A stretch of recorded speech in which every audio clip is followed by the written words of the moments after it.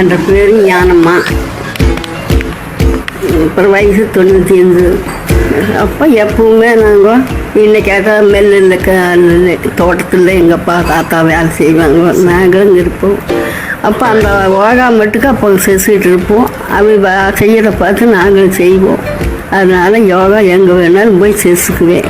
அப்புறம் சாப்பாட்டு விஷயம் எப்படித்தேன் இப்போ அந்த காரியம் இன்றைக்கி எது நடக்குது அவங்க கேட்குது.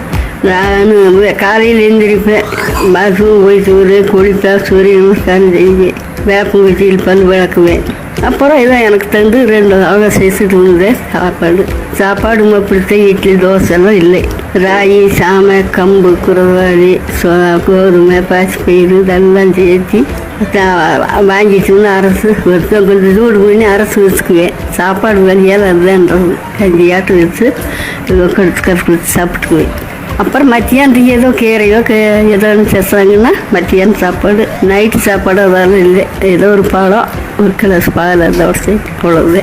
பின்ன அது இதெல்லாம் செய்யறது இட்லி தோசையெல்லாம் இல்லை ஒன்றுன்ற காரியம்.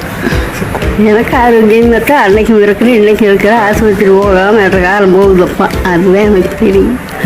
அது ஆரோக்கியமாக இருக்கணுப்பா. இன்றைக்கும் ஏதோ பிறந்து போகணுமா, எல்லாம் கார் வேணும், பஸ் வேணுங்கன்னா கூட துணையில அப்படி போயிட்டு வந்துடுது. அதெல்லாம் ஜெயிச்சுக்குவேன். நடந்தே போயிட்டு வந்துடுவீங்க? போயிட்டு வந்துடுது, நடந்து போயிட்டு வந்துடுவோம்.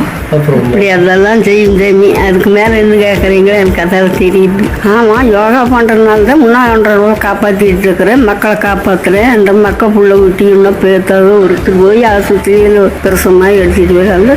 பிரசம் அதுதான் நான் செய்யலப்பா.